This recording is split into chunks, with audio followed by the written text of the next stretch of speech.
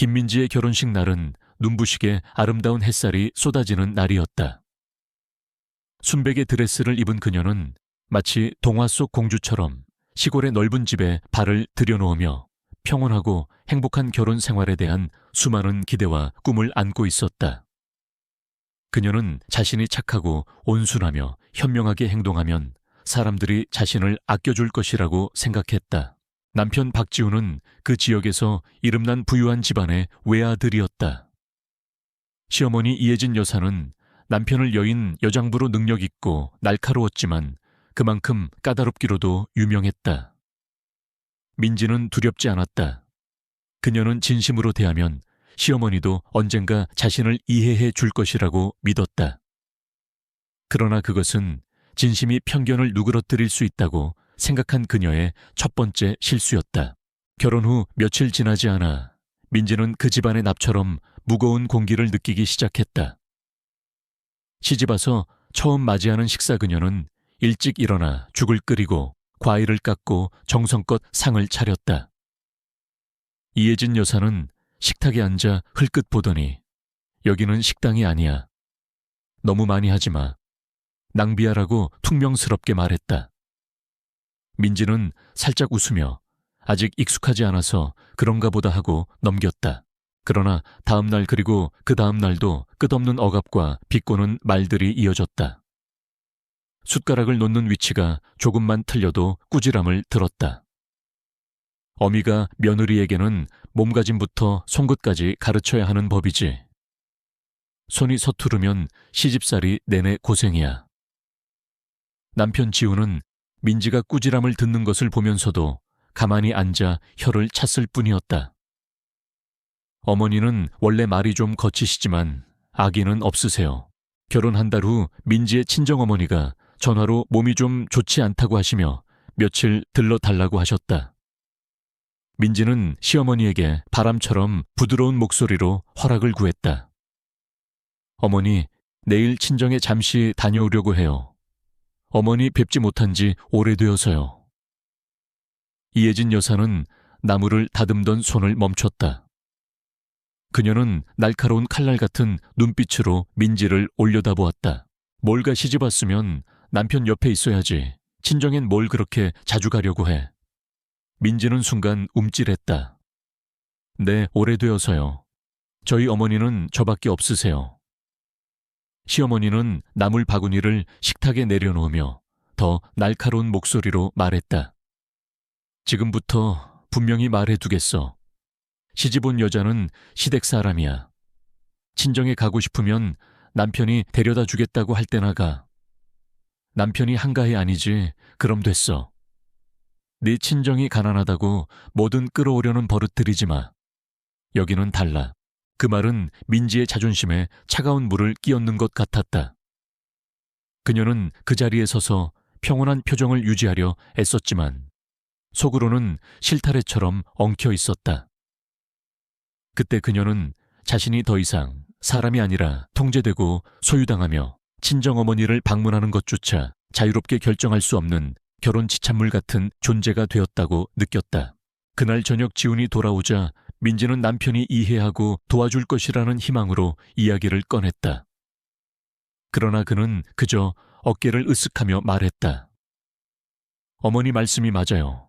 나랑 결혼했으면 나를 우선해야죠. 그리고 장모님이 그렇게 심하게 아프신 것도 아닌데 뭘 그렇게 급하게 가려고 해요. 그녀는 얼어붙었다. 친정 식구를 걱정하는 마음마저 잘못된 것으로 여겨지는 현실에 민지는 멍하니 현관에 앉아 있었다. 몇 주 전만 해도 그곳은 자신이 며느리가 되어 아이를 낳고 평생 평안하게 살 것이라고 꿈꾸던 곳이었다. 그러나 이제 그녀는 숨이 막히는 것 같았다. 집 안의 불은 여전히 켜져 있었고 TV 소리 시어머니가 청소하는 소리 남편이 거실에서 전화 통화하는 소리가 들렸지만 막 결혼한 민지는 자신이 가족이라는 울타리에서 완전히 분리된 것을 느꼈다. 다음 날 그녀는 조용히 어머니에게 전화했다. 어머니는 전화를 받자마자 기쁜 목소리로 말했다. 아가, 엄마는 네가 너무 보고 싶다. 왜 이제야 전화했어? 엄마가 널 주려고 잘 익은 잭프루트 좀 남겨놨는데. 민지는 그 말을 듣자 목이 메었다. 그녀는 자신이 친정에 갈 수 없다는 말을 차마 할 수 없었고 그저 네, 제가 좀 바빴어요. 엄마 몸 조심하시고 제가 최대한 빨리 갈게요 라고 얼버무렸다. 전화를 끊자마자 그녀는 울음을 터뜨렸다. 물질적으로 풍요로운 집안에서 민지는 문득 자신이 가장 부족한 삶을 살고 있다는 것을 깨달았다. 친정의 정자유, 그리고 한 사람의 딸로서의 기본적인 권리마저 부족했다. 그리고 그것은 꿈만 같았던 결혼 생활에서 가장 암울한 나날의 시작에 불과했다. 친정 방문이 금지된 후 민지는 자신이 살고 있는 집이 보금자리가 아니라 숨쉬는 것 하나하나까지 감시당하는 황금 새장 같다는 것을 점차 이해했다. 시어머니 이혜진 여사는 겉으로는 며느리를 예의 바르게 가르치는 척했지만 실제로는 숨 막힐 정도로 통제하고 강요했다. 그녀에게 며느리는 가족이 아니라 손주를 낳고 체면을 유지하며 무보수로 일하는 도구일 뿐이었다. 매일 아침 민지는 닭이 울기 전부터 일어나 밥을 짓고 빨래를 하고 청소를 모든 것을 침묵 속에서 해야 했다. 시어머니는 칭찬하는 말을 한 번도 하지 않았다. 상을 차릴 때마다 국이 조금 싱겁거나 간장을 실수로 짜게 타면 늘 빈정거렸다. 친정에선 아마 아무거나 먹었나 보지. 아무도 가르쳐주지 않아서 이렇게 서투르구나. 민지는 이를 악물고 참았다. 인내가 가정을 지키는 방법이라고 믿었지만 그녀는 자신의 침묵이 오히려 그들의 경멸을 더 키울 줄은 몰랐다. 이혜진 여사는 생활비도 철저히 관리했다. 매일 시장 볼 돈으로 5만 원씩 주었고 남으면 돌려줘야 했으며 부족하면 낭비한다고 살림을 모른다고 꾸지람을 들었다. 민지가 한때는 꾸미기를 좋아했던 옷과 화장품은 이제 모두 장롱 속에 숨겨야 했다. 입술에 옅은 립스틱이라도 바르면 시어머니는 눈을 흘기며 어디 가려고 그렇게 요란하게 화장을 해. 우리 집은 꾸미고 돌아다니는 여자를 키우지 않아. 시댁에서 오래 살수록 민지는 한 가지를 더 깨달았다. 자신이 의지할 수 있는 유일한 사람은 바로 남편이라는 것이었다. 지우는 순진한 사람인 줄 알았지만 어머니 앞에서는 유약하고 비겁한 남자였다. 그는 아내 편을 결코 들어주지 않았다. 어머니가 심한 말을 할 때마다 민지는 남편에게 눈길을 주며 보호를 갈망했지만 돌아오는 것은 그저 머리를 긁적이는 모습과 익숙한 말뿐이었다. 신경 쓰지 마. 어머니는 성격이 급하시지만 자식을 사랑하는 분이셔. 사랑이라니. 그녀는 그게 사랑이라면 증오는 대체 어떤 것일까 자문했다. 한 번은 민지가 온라인 디자인 수업을 듣겠다고 했다. 그녀는 결혼 전 패션 디자인을 전공했으며 그것은 그녀의 가장 큰 열정이었다. 집에 있는 시간을 이용해 더 배우고 미래를 발전시키고 싶었다. 그러나 그 의사를 말하자 이혜진 여사는 거의 상을 내리쳤다. 며느리가 뭘 배우겠다고 그래. 자기 본분이나 잘해. 배워서 살림 내팽개치고 꾸미고 돌아다니려고 하는 거야. 옆에 서 있던 지우는 아내를 변호하기는커녕 거들었다. 저도 그럴 필요 없다고 생각해요. 당신 한가하면 집에서 일찍 아이나 낳아서 어머니 기쁘게 해드려요. 그때 민지는 자신의 꿈이 이 집에서는 아무런 가치도 없다는 것을 깨달았다. 아무도 그녀가 무엇을 원하는지 묻지 않았고 아무도 그녀에게 삶을 선택할 권리를 주지 않았다. 그들은 그저 그녀가 순종적이고 침묵하며 아이를 낳기를 바랄 뿐이었다. 시간이 흐를수록 민지는 더욱 시들어갔다. 한때는 환한 미소를 지으며 옷을 아름답게 매치하고 자신만의 패션 브랜드를 열기를 꿈꾸던 소녀였다.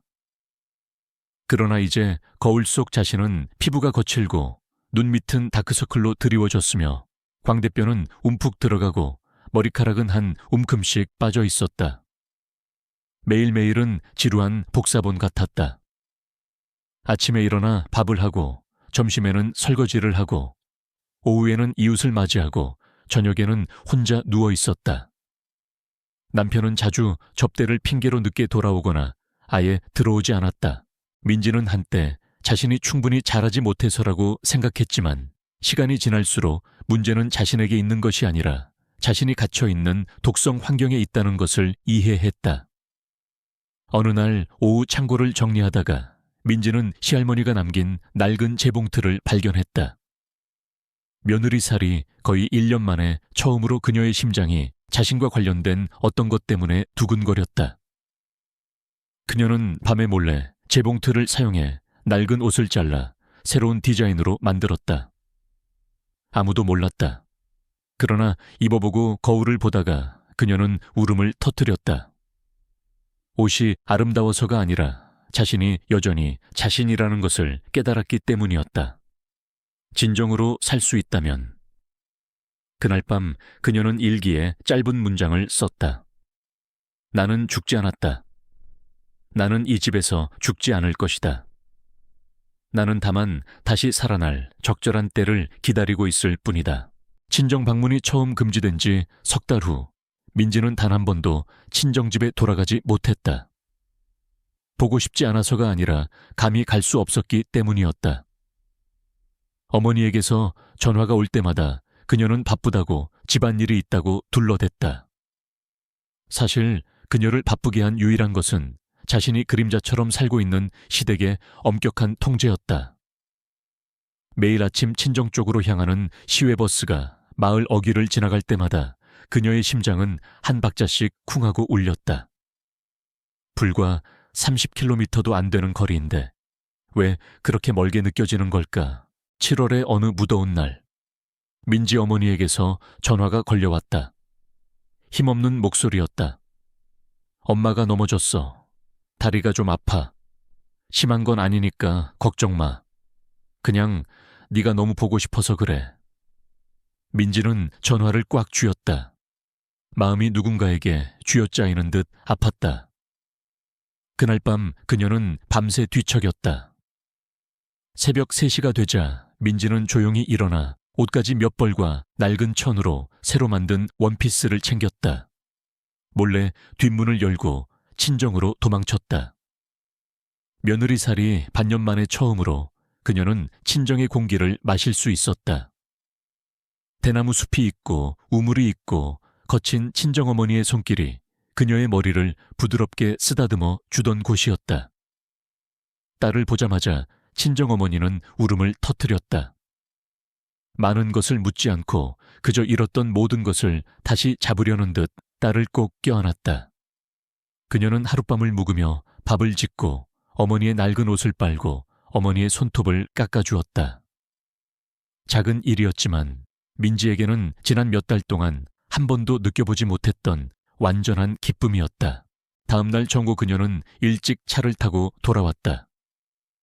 이혜진 여사가 알아차리기 전에 도착하려 애썼지만 운명은 약한 자를 놓아주지 않았다. 그녀가 대문에 발을 들여놓자마자 신발을 벗기도 전에 천둥 같은 고함 소리가 울려 퍼졌다.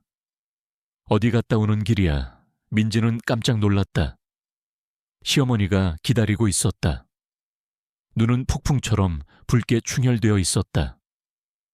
그녀가 대답하기도 전에 시어머니는 달려들어 그녀의 손에서 핸드백을 잡아채 마당 한가운데에 쏟아부었다. 옷 몇 벌 낡은 재킷, 그리고 어머니가 싸준 파스병이 바닥에 나뒹굴었다. 그 가난하고 더러운 집에 갔다 왔지. 그 사람들이 너한테 시댁을 무시하라고 가르쳤지. 민지는 바들바들 떨었다. 어머니, 제가 넘어져서요. 하루만 갔다 왔다가 바로 돌아왔어요. 이 집이 시장이야. 네 맘대로 가고 네 맘대로 오게 민지가 설명할 틈도 없이 시어머니는 돌아서서 큰 소리로 이웃들을 불렀다. 여러분, 이 모범적인 며느리 좀 보시죠. 몰래 친정에 갔다 오고 허락도 없이 옷까지 숨겨왔어요. 제가 집에 뱀을 키웠네요. 이웃들은 모두 모여들었다. 어떤 사람들은 위로하는 척했고 어떤 사람들은 고소한 눈빛으로 바라보았다. 민지는 마당 한가운데 서서 눈물을 글썽이며 떨어져 있는 옷가지들을 주워 담으려 했지만 주워야 할지 버려야 할지 몰랐다.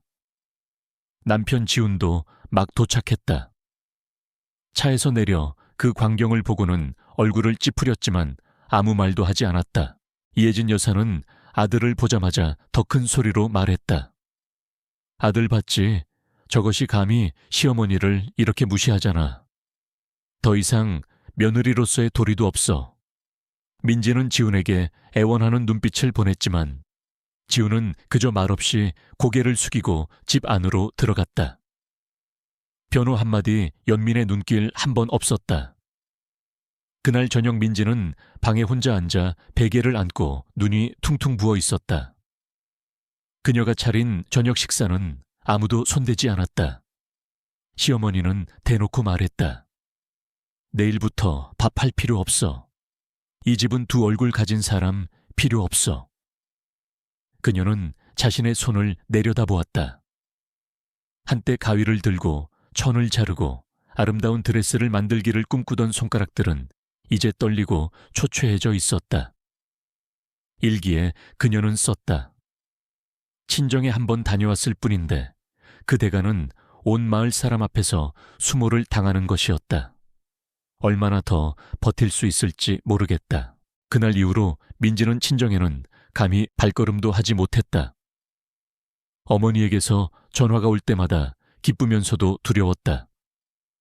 어머니가 여전히 자신을 기억해 주셔서 기뻤지만 또다시 몰래 도망치다가 마을 한가운데서 끌려나와 배신자처럼 모욕당할까봐 두려웠다. 그녀는 시어머니로서의 역할 속에서 죄수처럼 살았다. 네 개의 침묵하는 벽과 감히 말로 표현할 수 없는 친정에 대한 그리움 속에서 마당 한가운데서 친정에 몰래 다녀왔다는 이유로 수모를 당한 후 민지는 마치 자신의 결혼 생활 속에서 목소리를 잃어버린 사람 같았다. 그녀는 더 이상 저항하지 않았고 반항하지 않았으며 가장 필요할 때 아내 편에 서줄 남편에 대한 꿈도 꾸지 않았다. 그녀는 그저 기계처럼 살았다. 매일 아침 4시부터 일어나 밥을 하고 설거지를 하고 청소를 했다. 15분 정도 눈을 붙인 후 다시 저녁 식사를 준비했다.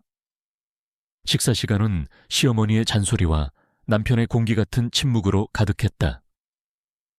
결혼식 날 그녀의 어깨에 부드럽게 손수건을 얹어주던 남편 지훈은 이제 낯선 사람처럼 변해 있었다. 그는 종종 늦게 돌아왔고 어떤 때는 일주일 내내 얼굴도 볼 수 없었다. 민지가 물을 때마다 그는 짧게 대답했다. 회사가 바빠. 너무 많이 묻지 마. 그녀는 여전히 붙잡으려 애썼다.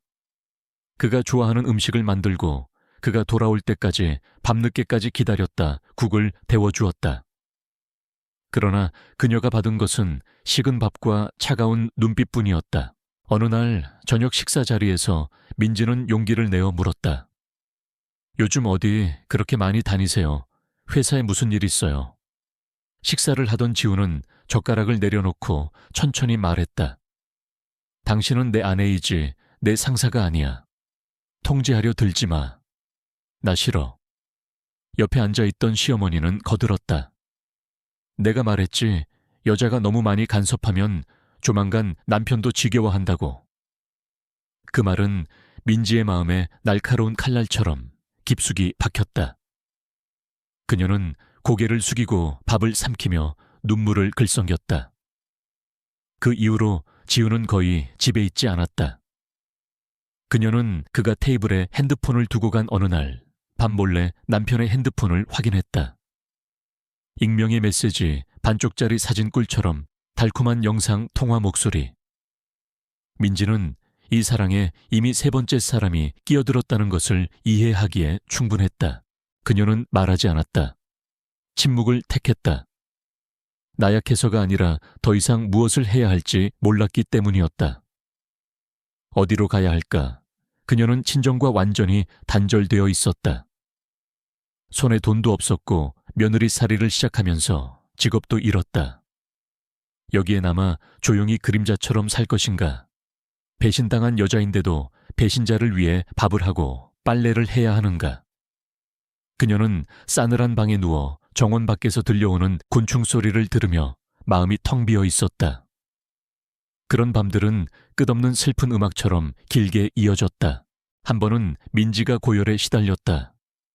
그녀는 하루 종일 침대에 웅크리고 누워 있었고 온몸이 땀으로 흠뻑 젖었다. 시어머니는 알고 있었지만 그저 열나면 알아서 쉬어. 우리 집은 나약한 사람 돌볼 시간 없어 라고 소리쳤다. 그녀는 애써 일어나 죽을 끓여 먹고 약을 먹고 스스로를 돌봤다. 그날 밤 그녀는 화장실에서 쓰러졌다. 지우는 집에 없었다.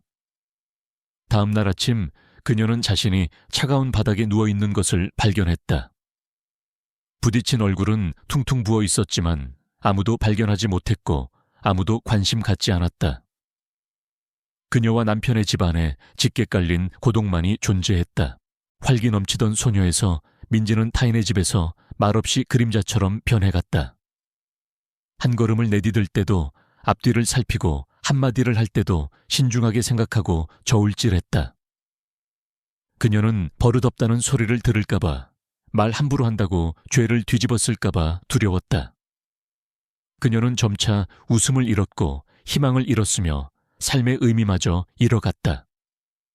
그러나 바로 그 숨막히는 나날 속에서 그녀 안에 무언가가 다시 솟아오르기 시작했다. 증오도 원망도 아니었다. 진정으로 살고 싶은 갈망이었다. 그녀는 조용히 옛 꿈을 다시 쓰기 시작했다. 학생 시절의 디자인 스케치를 꺼내 공책에 다시 그렸다. 밤늦게까지 책을 읽었다. 시어머니가 결혼 선물로 준 낡은 핸드폰으로 온라인 판매 방법을 알아보았다. 아무도 몰랐고 아무도 보지 못했지만 그녀의 마음속에는 작은 문이 열리고 있었다. 그녀가 빗속으로 걸어 나갈 날을 기다리며 민지의 결혼 생활은 오래전에 식어버렸다. 사랑, 존중, 배려에 몸짓 이 모든 것은 황혼이 어둠 속으로 서서히 사라지듯이 사라져 버렸다. 그녀는 남편의 집에서 보이지 않는 사람처럼 살았다. 아무도 그녀가 피곤한지 건강한지 묻지 않았고 아무도 오늘 그녀가 무엇을 먹었는지 잠은 어떻게 잤는지 관심 갖지 않았다. 그러나 그녀가 결코 생각하지 못했던 것은 남편에 대한 마지막 믿음마저 사라졌다는 것이었다. 민지의 의심은 모호한 직감에서 온 것이 아니라 작은 균열에서 시작되어 결국 산산조각 났다. 요즘 지우는 집에 거의 오지 않았다. 어떤 때는 사흘 연속으로 오지 않고 그저 출장 때문에 바빠라는 짧은 메시지만 보냈다. 그녀가 어디 가냐고 물으면 그는 짜증을 냈다. 내 일은 당신이 간섭할 필요 없어. 어느 날 저녁 지우는 술에 취해 집에 돌아왔다. 낯선 향수 냄새가 옷에 배어 있었다. 옷을 갈아입을 때 그는 충전 중인 핸드폰을 잊고 테이블에 두었다. 화면에는 메시지가 떠 있었다. 오빠 잘 자. 보고 싶어. 하트 이모티콘과 함께. 민지는 얼어붙었다. 심장이 격렬하게 뛰고 눈앞이 아찔했다. 그녀는 떨리는 손으로 핸드폰을 들었다. 그리고 처음으로 믿음의 한계를 넘어섰다. 그녀는 핸드폰을 열었다. 비밀번호가 없었고 메시지는 그대로 남아 있었다. 하나뿐만 아니라 달콤한 말들이 길게 이어져 있었다. 카페와 리조트에서 함께 찍은 두 사람의 사진, 민지가 남편이 회의나 접대에 바쁘다고 생각했던 출장들. 짧은 녹음 파일에서 그 여자는 킥킥거리며 웃었다. 오빠, 언제 아내랑 이혼할 거야. 나 계속 뒤에 숨어 있고 싶지 않아. 그녀는 울지 않았다. 그저 오랫동안 조용히 앉아 있었다. 그날 밤 민지는 평소처럼 밥을 지어 상에 차렸다. 지훈이 내려와 눈을 피했지만 그녀는 따져 묻지도 소리 지르지도 물건을 던지지도 않았다. 그저 그에게 국 한 그릇을 떠주며 부드러운 목소리로 말했다. 오늘 피곤하지 않아요. 지훈은 깜짝 놀랐다. 왜 이 부드러운 눈빛이 자신을 조금 죄책감 들게 하는지 이해할 수 없었다. 그러나 그는 여전히 차갑게 대답했다. 아무것도 아니야. 식사 후 민지는 그릇을 씻으러 갔다. 그녀의 손은 여전히 떨렸지만 마음속으로는 이미 결정을 내렸다. 이 사랑은 더 이상 구할 수 없다는 것을 알았지만 지금 이 수모 속에서 놓아버린다면 그녀는 영원히 버림받은 여자로 시어머니에게 경멸당하고 세상 사람들에게 손가락질 당할 것이라는 것도 알았다. 그녀는 좀 더 기다려야 했다. 고개를 꼿꼿이 들고 떠날 수 있는 결정적인 순간을. 며칠 후 그녀는 시어머니와 지훈이 방에서 다투는 소리를 들었다. 이혜진 여사의 목소리는 날카로웠다. 나는 저 김민지를 대신할 어떤 여자도 이 집에 들이지 않을 거야. 제가 3년 동안 며느리 노릇을 했고 이 집안을 오랫동안 돌봐줬는데 이제 와서 그렇게 쉽게 내쫓으려고 하는 거야. 지훈의 목소리는 지쳐 있었다. 저는 더 이상 감정이 없어요. 서로 남처럼 사느니 사는 게 죽는 것보다 더 힘들어요. 그 말은 소리 없는 따귀처럼 민지의 심장에 곧장 내리꽂혔다. 그녀는 시어머니가 자신을 변호해 줄 필요도 없었고 설명도 필요 없었다. 단 한 가지 그날 밤 그녀를 울게 만든 것은 한때 한 이불을 덮고 살았던 사람의 차갑고 잔인한 무정함이었다. 그날부터 그녀는 짐을 싸기 시작했다. 그러나 아무도 몰랐다. 매일 밤 시어머니가 잠든 후 그녀는 자신의 기억 조각들을 작은 여행 가방에 담았다. 낡은 일기장 시할머니가 남긴 재봉틀 그녀가 처음 혼자 만들었던 옷, 그리고 마지막으로 약간 누렇게 변한 낡은 초음파 사진. 그렇다 그녀는 임신했었다. 그러나 임신 8주째 화장실에서 넘어져 아무도 모르게 아이를 잃었다. 그녀는 한때 아이가 그를 붙잡아 줄 것이라고 희망했지만 이제 그녀는 그것을 자신에게 상기시키는 것으로 간직했다. 그녀는 충분히 잃었다. 더 이상 잃을 것도 없었다. 지훈이 사흘 동안 집에 없던 어느 날 밤 그녀는 익명의 계정으로부터 메시지를 받았다. 언니는 그 사람을 놓아주는 게 좋아요. 그 사람도 언니 때문에 힘들어요. 서명은 없었지만 민지는 누가 보냈는지 정확히 알았다. 그녀는 답장하지 않았다. 대신 책상에 앉아 편지를 썼다. 남편에게도 시어머니에게도 아닌 바로 자신에게 쓰는 편지였다. 민지야, 내일 네가 떠나기로 결심한다면 기억해라. 너는 실패한 것이 아니라 스스로 늪에서 벗어나기로 선택한 것이다. 그리고 그것은 가장 용감한 일이다. 그날 아침 날씨는 쌀쌀했고 집 전체는 여전히 고요한 잠에 빠져 있었다. 민지는 평소처럼 일찍 일어났다. 그녀는 흰죽한 냄비를 끓이고 시어머니를 위한 차를 미리 준비하여 식탁에 조용히 놓은 후 방으로 돌아갔다. 아무도 그것이 그녀가 이 집에서 준비하는 마지막 아침 식사라는 것을 알지 못했다. 전날 밤 몇 달 동안 가슴 깊이 묻어두었던 고통과 배신감을 견뎌낸 후 민지는 조용히 법원에 이혼 서류를 제출했다. 모든 서류는 이미 준비되어 있었다. 그녀는 아무에게도 말하지 않았고 누구의 동의도 필요 없었다. 이 결혼은 오래전에 죽었다. 그녀는 그저 마지막으로 그 장례식을 치러주는 사람이었다. 지훈은 지난밤에 막 집에 돌아왔고 눈은 멍했고 술 냄새가 진동했다. 그는 불평 한마디 없이 지갑을 테이블에 던지고 침대에 쓰러져 잠들었다. 민지는 그를 바라보았다. 한때 그녀의 손을 잡고 평생을 책임지겠다고 맹세했던 남자. 이제 그녀가 조용히 자신의 삶을 여행 가방에 담는 동안 그는 깊은 잠에 빠져 있었다. 그녀는 그가 후회하기를 바라지도 않았고 사과도 필요 없었다. 그녀는 그저 자신의 심장이 완전히 돌처럼 굳어버리기 전에 떠나고 싶었다. 아침 6시 그녀는 조용히 여행 가방을 끌고 대문 밖으로 나갔다. 시어머니는 아직 자고 있었고 남편도 깨지 않았다. 아무 소리도 아무도 모르게.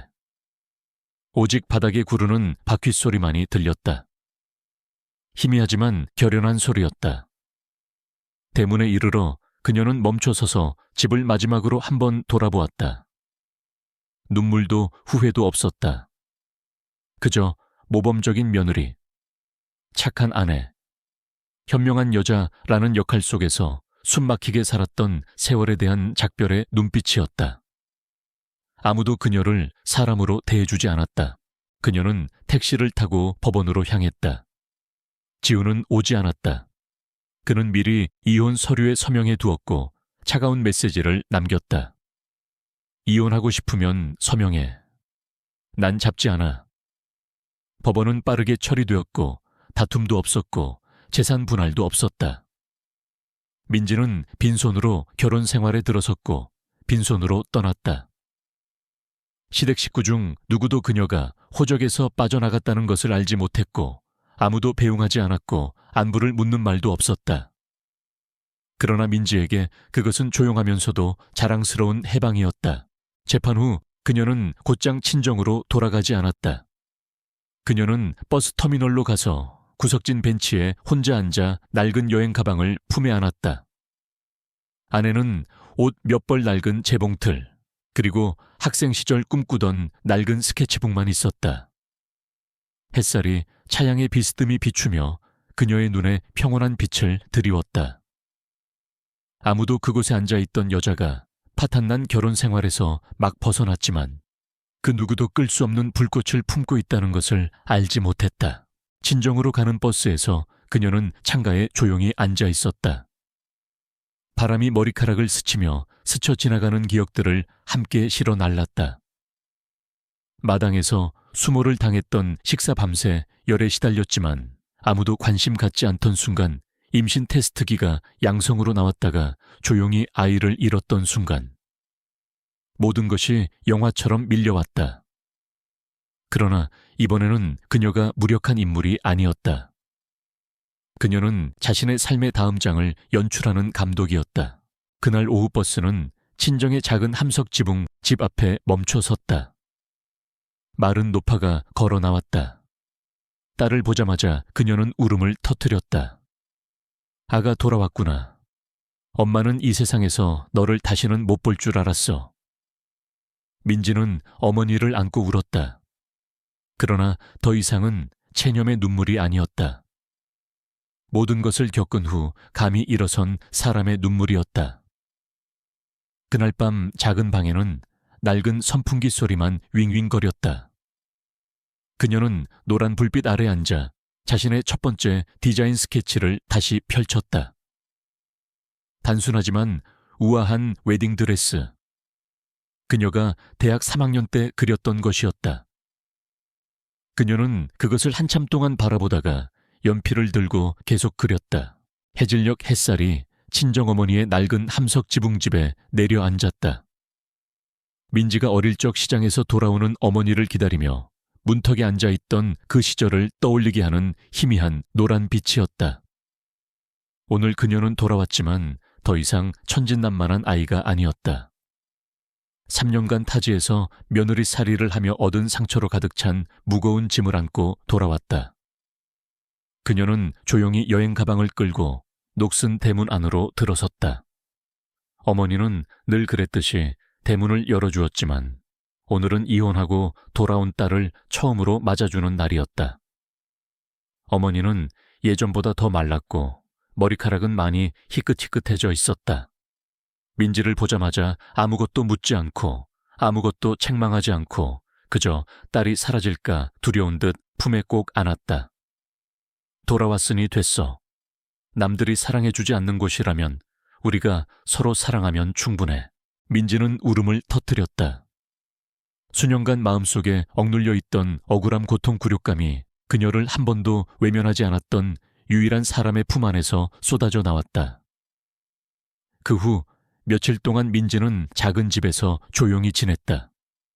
어머니는 많은 것을 묻지 않고 천천히 생각하자 우선 몸부터 회복해야 해 라고만 말했다. 그녀는 일주일 내내 불면증에 시달렸다. 매일 밤은 악몽의 연속이었다. 어떤 날은 시어머니에게 마당에서 꾸지람을 듣는 꿈을 꾸고 어떤 날은 세상의 빛을 보지 못한 아이를 보는 꿈을 꾸었다. 그녀는 깜짝 놀라 깨어나면 등 전체가 땀으로 흠뻑 젖어 있었다. 어떤 날은 어머니가 일찍 일어나 민지가 낡은 가위로 천을 자르며 손을 떨고 있는 것을 보았다. 어머니는 아무 말 없이 따뜻한 차 한 잔을 타서 딸 옆에 놓아주었다. 민지는 뒤돌아 어색하게 웃었다. 그러나 몇 달 만에 처음으로 가슴을 짓누르던 두려움이 없었다. 그녀는 가장 작은 일부터 시작했다. 이웃집 언니에게 재봉틀을 빌려 낡은 옷을 수선하고 어머니 핸드폰을 몰래 빌려 인터넷으로 대학 시절 디자인했던 옛날 드레스들을 찾아보았다. 개인 계정에 사진 몇 장을 올렸다. 많은 좋아요를 받지는 못했지만 그것은 자신을 되찾기 위한 여정의 첫걸음이었다. 그녀는 또한 마을 사람들의 옷을 수선하는 몇 가지 일을 받았다.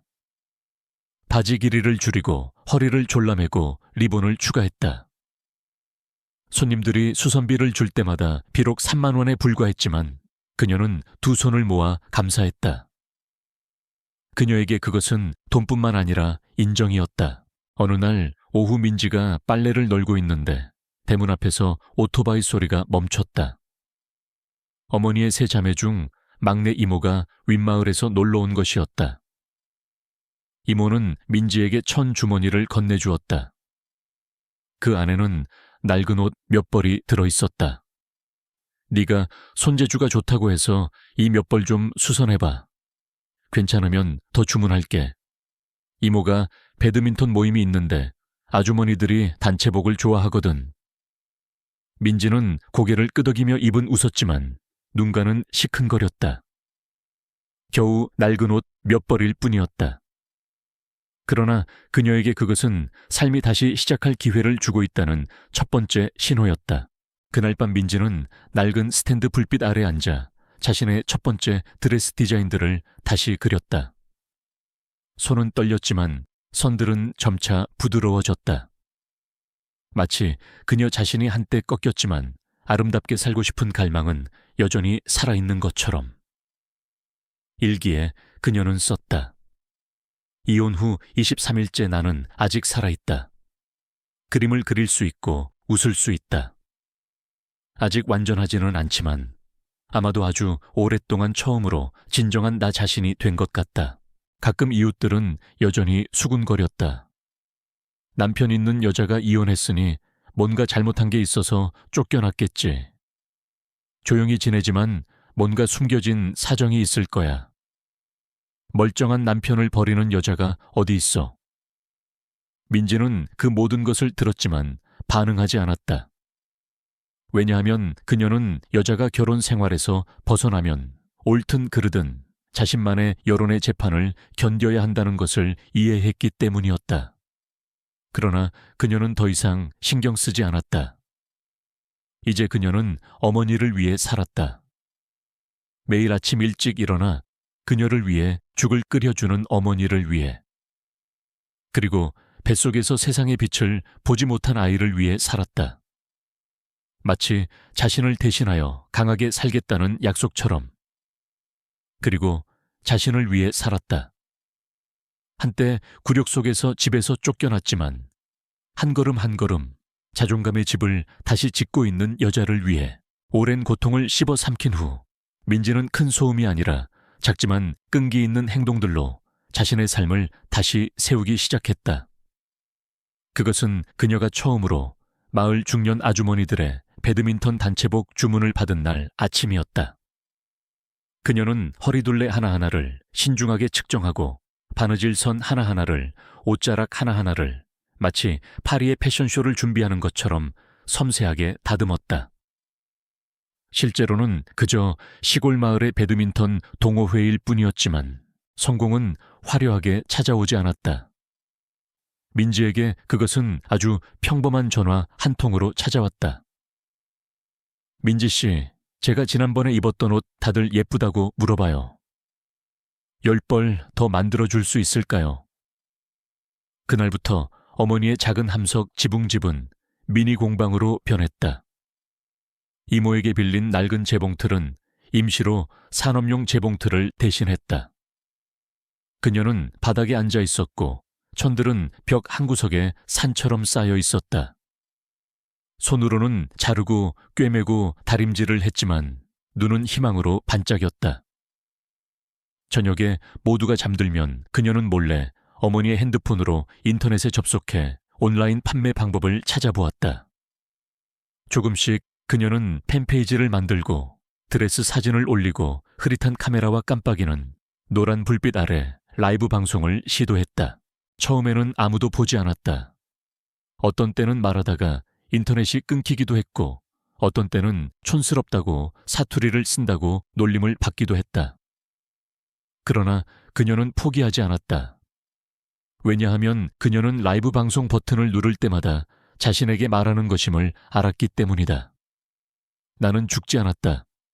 나는 아직 살아있다. 그리고 어느 날 예상치 못한 일이 일어났다. 한 라이브 방송에서 그녀는 자신이 직접 만든 원피스를 입고 있었다. 단순한 디자인에 파스텔톤 옆구리에 비스듬히 묶인 리본이 있었다. 복잡한 디자인은 아니었지만 그녀가 일어나 한 바퀴 돌자 그녀의 얼굴에 어린 부드러움과 굳건한 눈빛이 시청자들의 발길을 멈추게 했다. 익명의 시청자가 댓글을 남겼다. 언니, 어떤 일을 겪으셨나요? 언니에게는 슬프면서도 이상하게 아름다운 뭔가가 느껴져요. 민지는 몇 초간 멈칫하더니 부드럽게 대답했다. 저는 남편에게 버림받았지만 저 자신을 버리지 않았어요. 단 한마디였지만 그 후 1000개가 넘는 공유가 이어졌다. 전국 각지의 여성들이 드레스를 사기 위해서뿐만 아니라 자신들의 이야기를 들려주기 위해 메시지를 보냈다. 싱글맘들, 가정폭력을 당한 아내들, 그리고 그녀처럼 인내하며 살아온 여성들. 이제 그들은 민지에게서 친밀하고 진솔한 무언가를 발견했다. 얼마 지나지 않아 민지가 설립한 가볍고 강인한 영혼의 드레스. 팬페이지는 1만 명이 넘는 팔로워를 달성했다.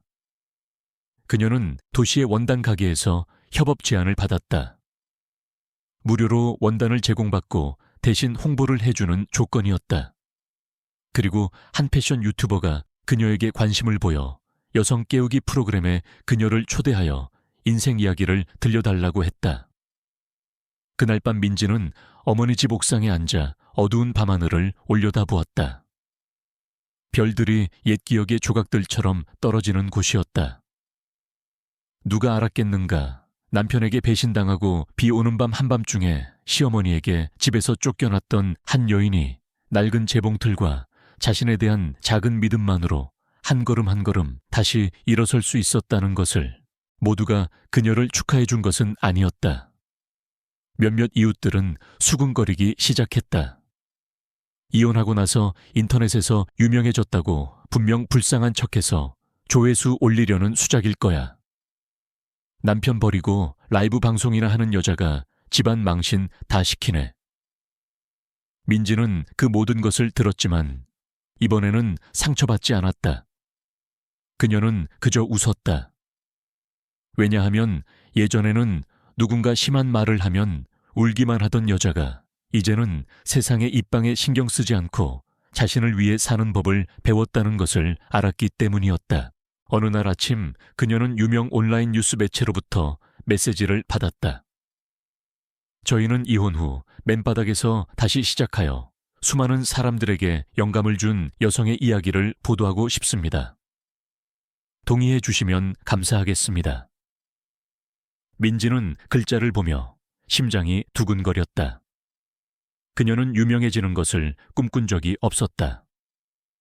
그러나 그녀의 이야기가 다른 여성들이 고통스러운 삶에서 벗어날 용기를 얻을 수 있다면 그녀는 동의하기로 했다. 기사가 올라오자 수천 개의 댓글이 쏟아졌다. 그중 한 댓글은 그녀를 목이 메이게 할 만큼 감동시켰다. 언니, 저는 지금 지독한 결혼 생활을 끝내려 하는 사람입니다. 다시 사는 것을 선택하는 것이 잘못이 아니라는 믿음을 주셔서 감사합니다. 그날 밤 민지는 일기에 썼다. 이혼 후 146일째 나는 더 이상 버림받은 여자가 아니다. 나 역시 버림받았던 사람들에게 찾아지고 있으며 그것이 행복하다. 민지는 그 짧은 라이브 방송이 깜빡이는 스탠드 불빛과 어수선한 배경 속에서 이루어졌던 그 방송이 자신의 인생의 전환점이 될 줄은 몰랐다. 그날도 평소처럼 그녀는 라면 상자와 낡은 사전으로 만든 자작 스탠드 위에 놓인 핸드폰 화면 앞에 서 있었다.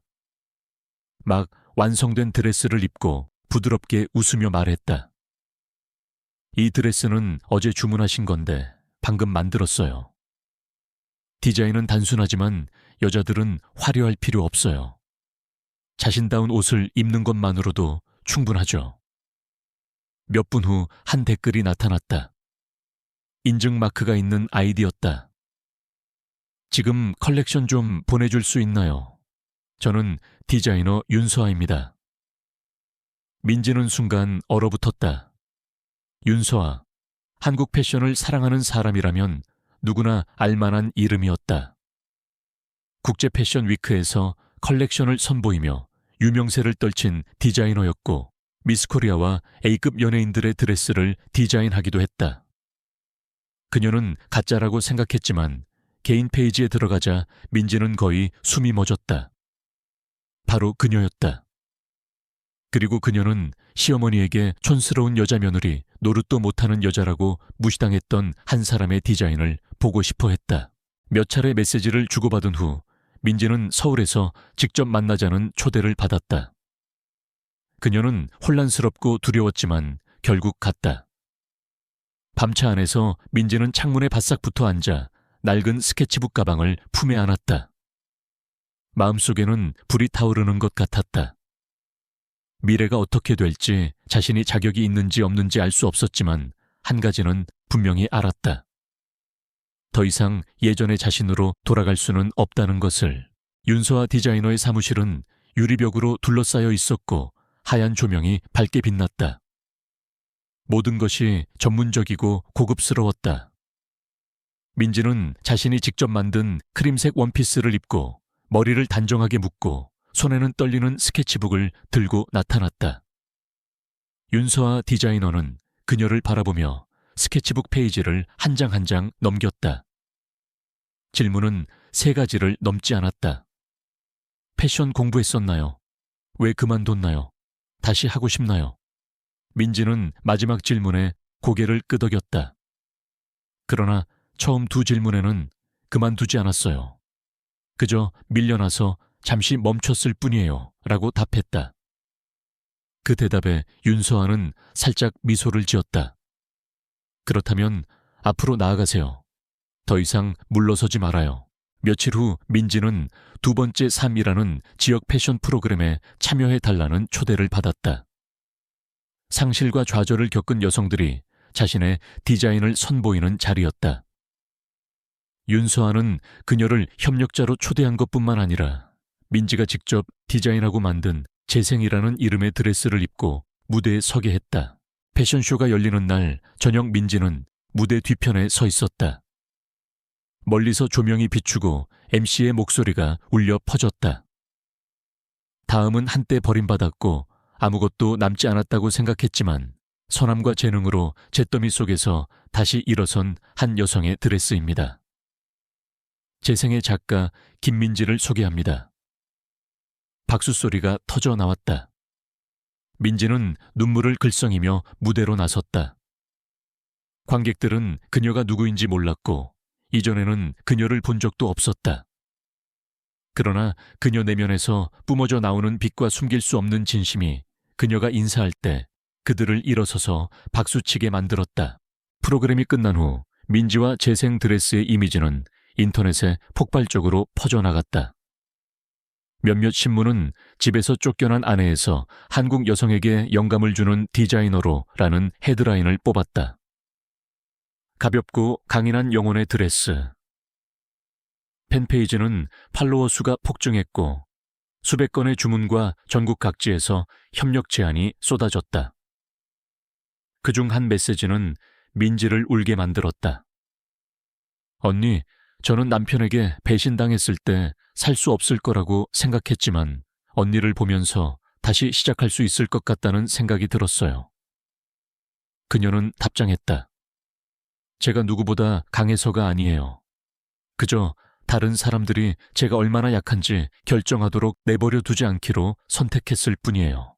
그날 밤 여행 후 친정으로 돌아온 그녀는 한때 눈물로 그녀를 맞이했던 현관 앞에 앉아 있었다. 그러나 오늘 눈물은 더 이상 짜지 않고 승리의 단맛이 났다. 그녀는 하늘을 올려다보며 세상의 빛을 보지 못한 아이에게 3년 전의 자신에게 그리고 그녀를 업신여겼던 모든 사람들에게 속삭였다. 나는 돌아왔어. 증명하기 위해서가 아니라 내가 원하는 대로 살기 위해서. 재생 패션쇼가 끝난 후 민지는 더 이상 작은 마을의 무명인이 아니었다.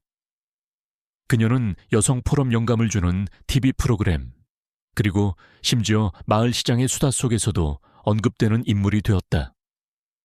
그러나 그녀는 멈추지 않았다. 몇 마디 칭찬 몇몇 기사, 심지어 패션쇼 하나도 결코 그녀의 목적지가 아니었다. 민지에게 진정한 여정은 자신이 그저 옷만 만드는 것이 아니라 자신의 삶 전체를 다시 만들고 있다는 것을 깨달았을 때 시작되었다. 그녀는 아무도 예상치 못한 결정을 내렸다. 자신만의 패션 브랜드를 설립하기로 한 것이다. 화려한 사무실도 번쩍이는 간판도 필요 없었다. 그저 어머니 집 한 구석을 작은 작업실로 개조하고 나무 탁자와 몇 개의 옷걸이, 그리고 손으로 쓴 간판을 걸었다. 간판에는 김민지 상처받은 여성을 위한 드레스라고 쓰여 있었다. 많은 사람들이 왜 더 세련된 이름 대신 상처라는 단어를 강조했는지 궁금해했다. 민지는 그저 미소 지으며 가볍게 대답했다. 그것이 진실이니까요. 그리고 여성들은 자신의 아픔을 숨길 필요 없어요. 그 아픔을 이겨냈을 때도 여전히 아름답다는 것을 알면 돼요. 민지의 첫 번째 컬렉션은 고요라는 이름으로 그녀가 소리내어 울지 못했던 긴 밤들에서 영감을 얻었다. 드레스들은 화려하지 않았고 복잡하게 잘려있지도 않았다. 그저 폭풍우를 막 지나온 여성의 몸을 감싸 안는 듯한 부드럽고 차분한 베이지 크림 옅은 갈색 톤의 심플한 디자인이었다. 각 드레스의 주머니에는 작은 쪽지가 송글씨로 끼워져 있었다. 가장 아름다운 당신은 당신 자신일 때입니다. 그리고 오늘 당신은 다른 누구를 위해서가 아닌 당신 자신이 가치 있는 존재이기에 계속 살아가기로 선택했습니다. 바로 이 단순함이 고객들을 점점 더 많이 이끌었다. 도시에서 시골까지 찾아와 옷을 주문하는 사람들도 많았다. 광고 때문이 아니라 민지에게서 자신의 이야기의 일부를 발견했기 때문이었다. 브랜드를 설립한 지 한 달 후 민지는 서울에서 열리는 여성 창업가 컨퍼런스에 초청받아 강연을 하게 되었다. 큰 무대 한가운데 밝은 조명 아래 그녀는 무명 실크 드레스를 입고 머리를 단정하게 묶고 화장기 없는 얼굴로 서 있었다. 그러나 그녀의 목소리 한마디 한마디는 강당 전체를 침묵하게 만들었다. 저는 성공 스토리를 말하기 위해 이 자리에 온 것이 아닙니다. 저는 그저 생존 스토리를 말하고 싶을 뿐입니다. 버림받아서 죽는 것이 아니라 침묵 속에서 서서히 죽어가는 사람들이 있습니다. 그러나 아직 숨쉬고 있다면, 아직 가위를 들고 있다면, 아직 실 한 올, 한 올을 꿰맬 수 있다면 당신은 스스로의 삶을 다시 꿰맬 수 있습니다. 그녀의 연설은 짧은 클립으로 만들어져 소셜미디어에서 빠르게 퍼져나갔다. 언론은 그녀를 아픔을 딛고 일어선 여성의 상징이라고 불렀다. 한때 그녀를 버렸던 사람들도 그녀의 이름을 듣기 시작했다. 옛날 이웃 중 한 명이 우연히 말했다. 이혜진 여사네 옛 며느리가 지금 유명해졌대요.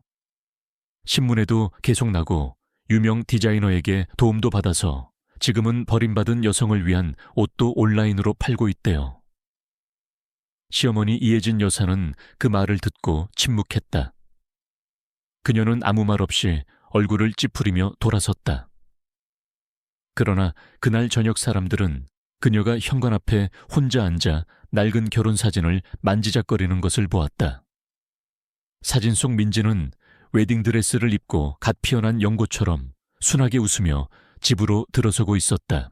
민지의 전 남편 지우는 그녀에 대한 기사를 카페에 앉아서 읽었다.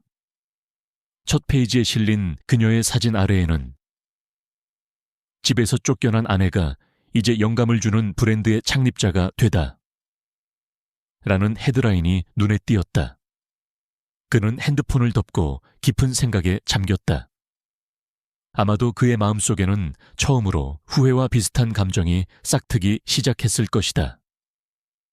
그러나 민지는 뒤돌아보지 않았다. 그녀는 고객들에게 답장하고 새로운 주문을 재단하고 마을의 몇몇 여성들을 훈련시키는 데 바빴다.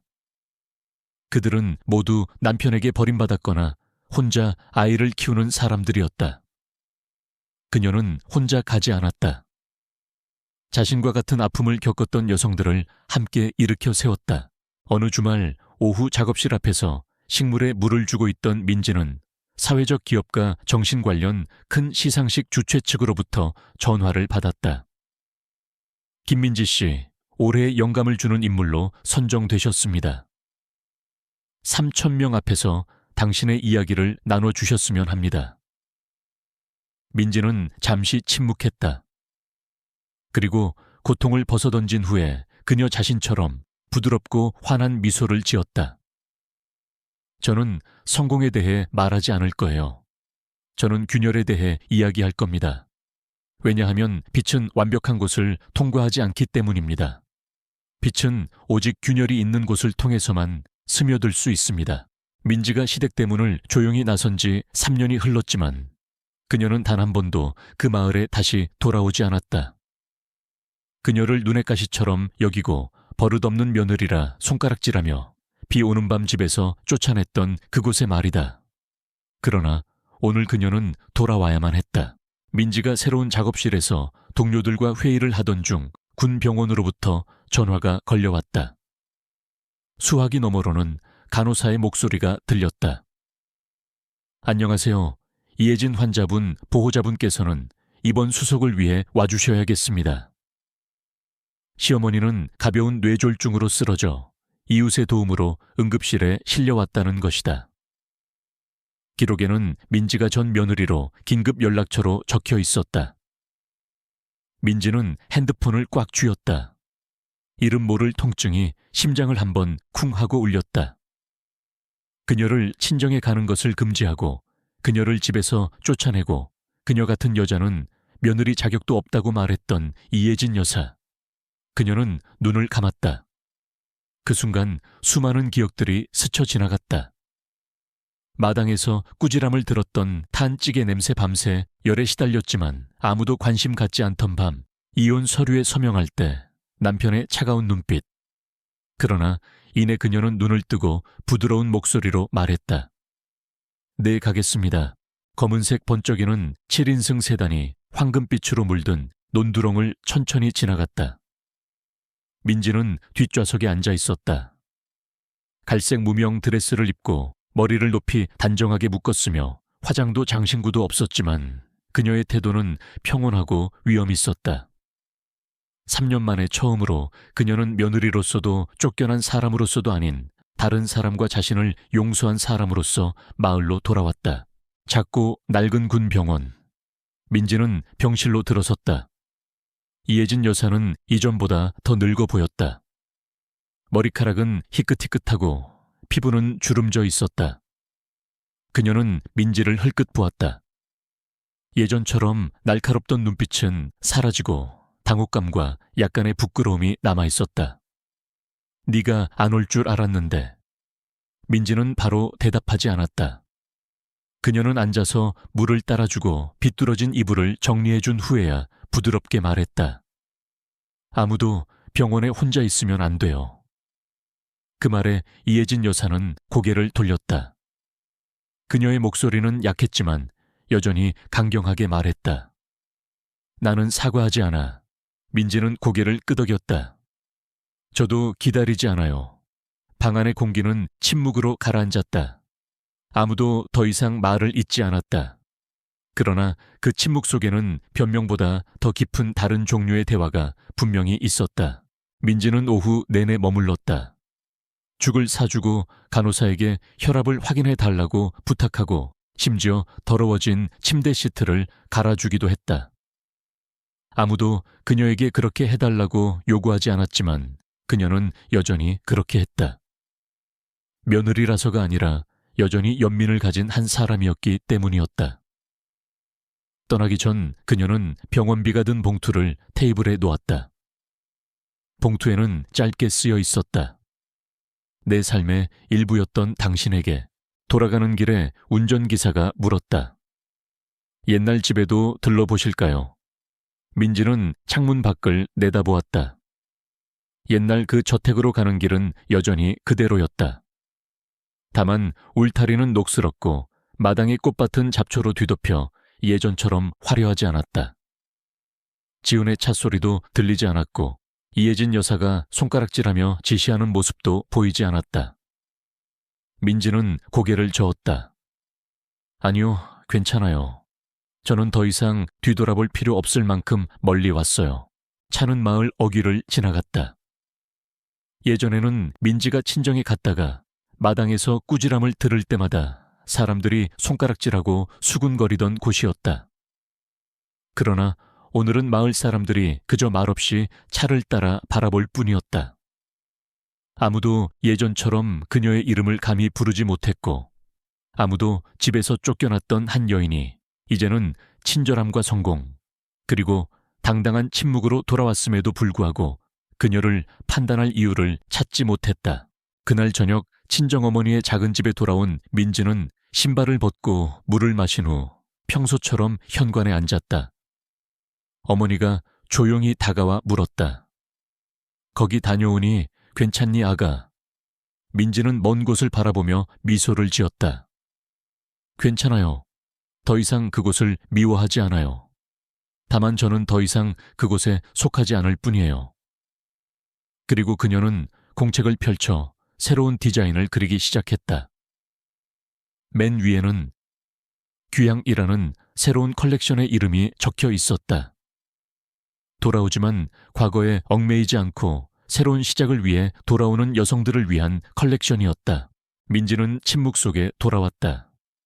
환영하는 인파도 없었고 누구도 그녀의 이름을 외치지 않았다.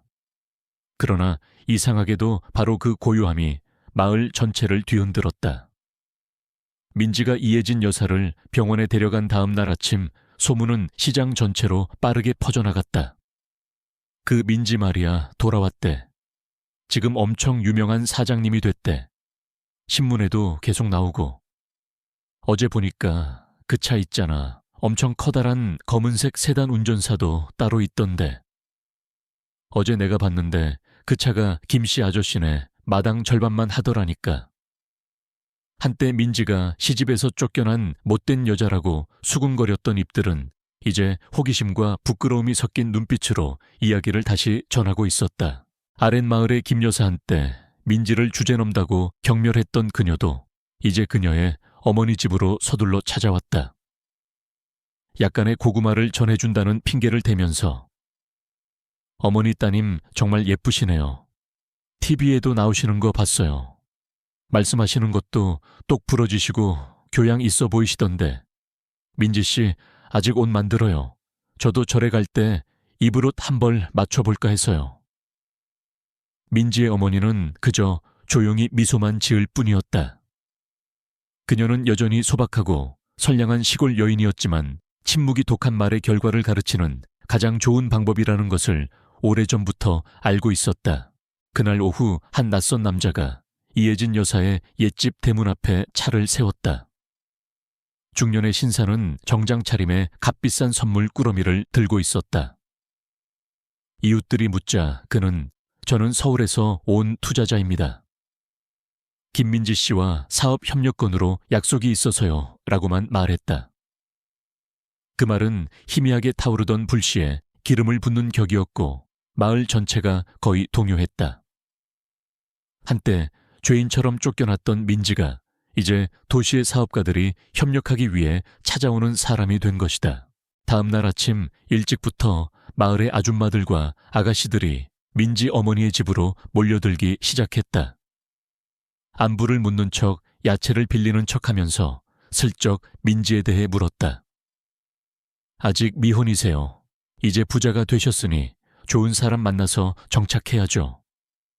저한테 건축 공부하는 조카가 있는데 성격이 정말 착해요. 언니가 한번 얘기 좀 해줘 보세요. 민지 어머니는 그저 물을 따라주며 고개를 끄덕일 뿐이었다. 그녀는 누구도 책망하지 않았지만 속으로는 그 아이가 힘들 때는 아무도 찾지 않더니 이제 고개를 들고 있으니 달려드는구나. 세상은 참 이상해 라고 생각했다. 심지어 마을 아이들도 그녀의 이름을 알았다. 엄마, 김민지 언니 옷 예쁘게 만들어요. 선생님 핸드폰에서 언니 사진 봤어요. 쫓겨났다가 다시 여왕님이 된 동화 속 공주 같아요. 엄마, 아이들은 감정을 숨길 줄 몰랐고 거짓말을 하지 않았다. 그리고 민지는 자신의 이야기가 동정심이 아니라 존경심으로 회자되고 있다는 것을 그렇게 알게 되었다. 이혜진 여사는 며칠간의 입원 후 퇴원하여 집으로 돌아왔다. 그러나 민지를 다시 만난 그날 이후로 그녀는 예전 같지 않았다. 더 이상 소리를 지르거나 사람을 꾸짖지 않았다. 그녀는 더 많이 침묵했고 혼자 현관에 앉아 진료기록부 페이지를 한 장 한 장 넘기며 텅 빈 눈빛으로 있었다. 한 번은 그녀가 바람에 겨우 들릴 만큼 작게 중얼거렸다. 그때 내가 저렇게 될 줄 알았더라면. 그러나 그때 그랬더라면은 이미 늦은 후였다. 민지의 전 남편 지훈도 더 이상 마을에 살지 않았다. 가족 회사가 실패한 투자로 인해 손실을 본 후 그는 도시로 이사하여 조용히 살았지만 친구들을 통해 민지에 대한 소식을 계속 들었다. 그리고 그는 자신이 한때 하찮게 여겼고 서로 남처럼 산다고 말했던 여인이 이제 수많은 다른 여성들에게 영감을 주는 인물이 되었다는 것을 알았다. 그는 한때 그녀가 자신에게 기회를 구걸하며 돌아올 날이 올 것이라고 생각했다. 그러나 비극적인 현실은 그녀가 돌아왔지만 더 이상 그를 바라볼 필요가 없었다는 것이다. 그날 저녁 민지는 작업실에 앉아 낯선 여자에게서 온 메시지를 읽었다. 언니, 저는 시어머니에게 아이 100일 날 집에서 쫓겨났어요. 포기하려고 했는데 언니가 공유한 영상 보고 아이를 위해 스스로 살기로 결심했어요. 세상에 존재해 주셔서 감사합니다. 민지는 핸드폰을 내려놓고 눈가가 촉촉해졌다. 자랑스러워서가 아니라 마침내 그녀의 옛 고통이 존재할 이유를 찾았기 때문이었다. 시간은 운명의 수레바퀴처럼 돌고 아무도 계속해서 앞으로만 달릴 수는 없다. 민지가 자신만의 패션 브랜드로 유명해진 지 1년여 만에 전 시댁 가족은 전례 없는 큰 위기를 맞았다. 지훈이 마을을 떠난 이후 이혜진 여사는 낡은 저택에 혼자 살았다. 마당은 아무도 돌보지 않아 잔디가 무성하게 자라 있었고 지붕 타일은 검게 변색되어 길을 막고 있었다. 사람들은 지훈이 다단계 투자에 실패한 후 진 빚을 갚기 위해 이혜진 여사가 마지막 남은 논밭까지 팔아야 했다고 말했다. 소문은 마을의 불처럼 빠르게 퍼져나갔다. 한때 이혜진 여사를 우러러보던 사람들은 이제 수군거렸다. 악하게 살더니 결국 인과응보를 받는구나. 그때는 사람을 그렇게 무시하더니 이제 전 며느리는 사장님이 되고 본인은 병원이나 드나들고 있네. 듣자 하니 집도 압류당할 처지라던데. 어느 날 오후 민지는 한부모 여성들을 위한 자선 행사에 참여하기 위해 지방병원에 들렀다. 그녀는 운명이 자신을 한때 그녀를 남처럼 여겼던 사람과 다시 만나게 할 줄은 꿈에도 몰랐다. 내과 병동 복도에서 한 아이를 키우는 여성과 이야기하며 선물을 나눠주던 중 민지는 복도 끝에서 시끄러운 말다툼 소리를 들었다. 제가 병원비 낼 거라고 말했잖아요. 일주일만 더 시간을 주세요. 죄송합니다, 어르신. 하지만 병원에서는 그렇게 오래 외상으로 둘 수 없습니다. 갈라지고 다급한 목소리에는 분노와 무력감이 뒤섞여 있었다. 민지는 살짝 고개를 들었다. 낡고해진 스웨터를 입고 때 묻은 비단 바지를 입은 한 여자가 침대 난간을 붙잡고 있었다. 그녀의 머리는 거의 백발이었고 허리는 약간 굽어 있었지만 그 목소리는 민지의 등골을 오싹하게 만들었다. 바로 이혜진 여사였다. 민지는 잠시 그대로 서 있었다. 그녀의 심장이 죄책감 때문이 아니라 무너지는 거대한 기둥을 보는 듯한 이상한 상실감 때문에 조여들었다. 3년 전 그녀는 민지를 비오는 밤 한밤중에 집에서 쫓아냈던 사람이다. 그리고 지금 그녀는 병원 복도에서 200만 원도 안 되는 돈을 애원하며 웅크리고 있었다. 아무도 자선단체들 속에서 그녀를 알아보지 못했다.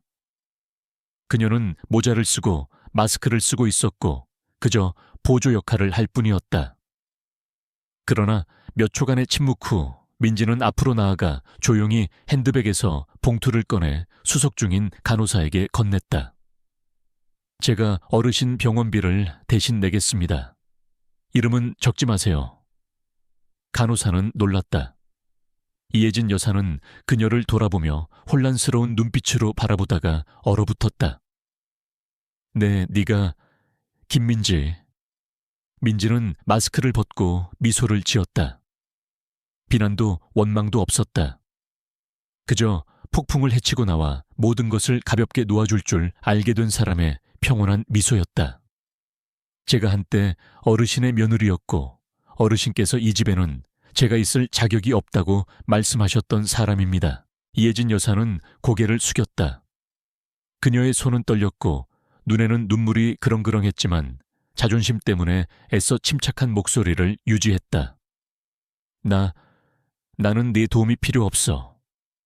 민지는 다투지 않고 그저 나지막이 말했다. 알아요. 하지만 지금 어르신을 돕는 것은 어르신이 필요해서가 아니라 제가 어르신처럼 되고 싶지 않아서예요. 그 말은 복수가 아니라 민지의 마지막 자유 선언이었다. 그날 이후 이혜진 여사는 병원을 떠났고 아무도 그녀가 어디로 갔는지 알지 못했다.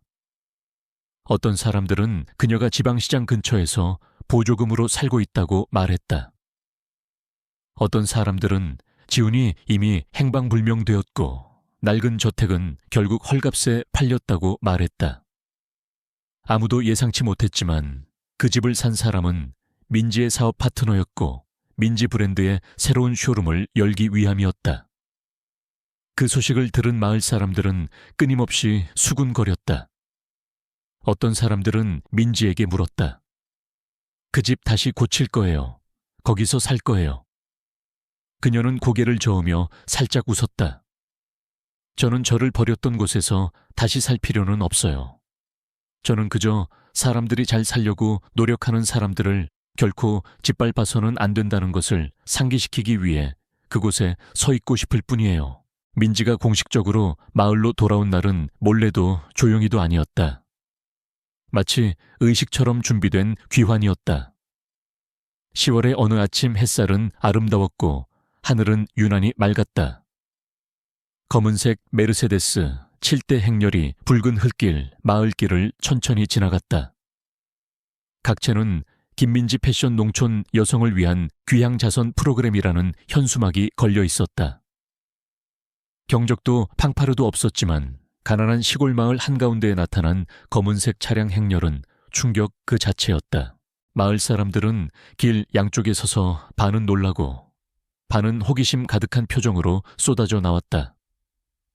누구야 도대체 결혼식이라도 하나 이렇게 성대하게 올 줄이야. 듣자 하니 민지래. 이혜진 여사네 옛 며느리 말이야. 뭐라고 그 여자 그렇게 부자가 됐다고 한때 민지가 격이 없고 아내 자격도 없다고 비난하며 수군거렸던 입들은 이제 침묵했다. 아무도 감히 비난의 말을 내뱉지 못했다. 민지는 첫 번째 차에서 내렸다. 여전히 작고 날씬한 몸매 높이 묶은 머리, 단순한 베이지색 무명 드레스.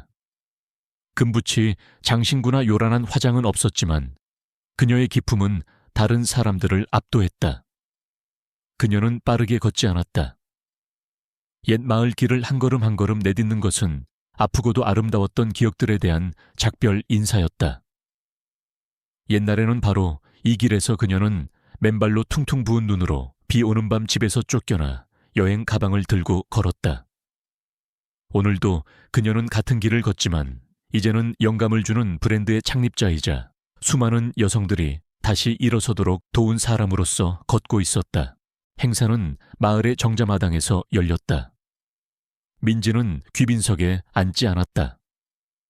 그녀는 자원봉사자 팀과 함께 어려운 환경에 처한 여성들에게 한 사람 한 사람 선물을 나눠주며 따뜻하게 안부를 물었다. 연설할 때 그녀는 성공에 대해 말하지 않았다. 그녀는 평온한 목소리로 옛날 이야기를 다시 들려주었다. 저는 한때 이곳에 살았습니다. 평생 도피처가 될 것이라고 생각했던 집에서 쫓겨났습니다. 친정어머니를 방문하는 것을 금지당했고 아무도 듣는 사람 없는 방에서 밤새 울었습니다.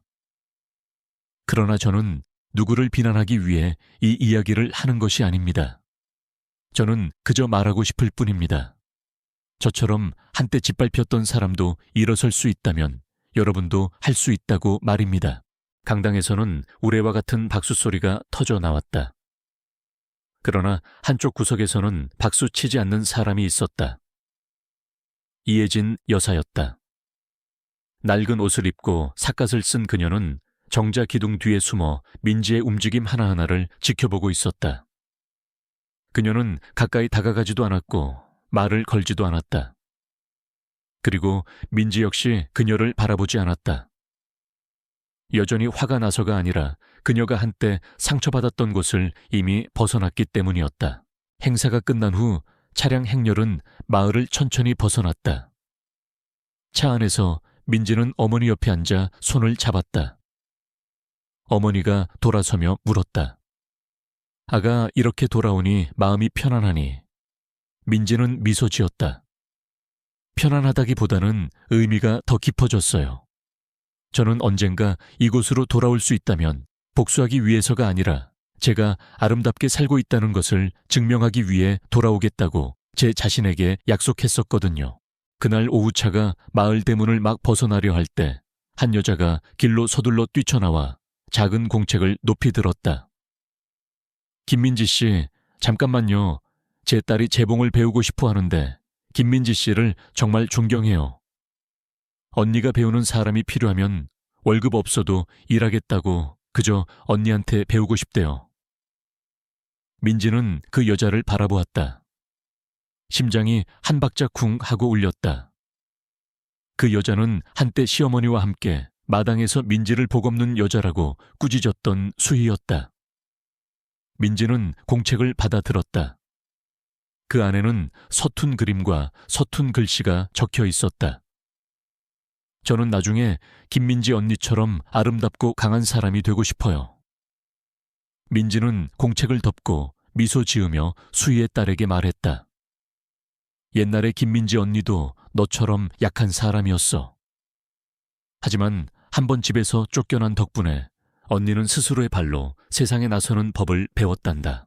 그날 밤 김민지 패션 브랜드의 공식 팬페이지에 짧은 상태 메시지가 올라왔다.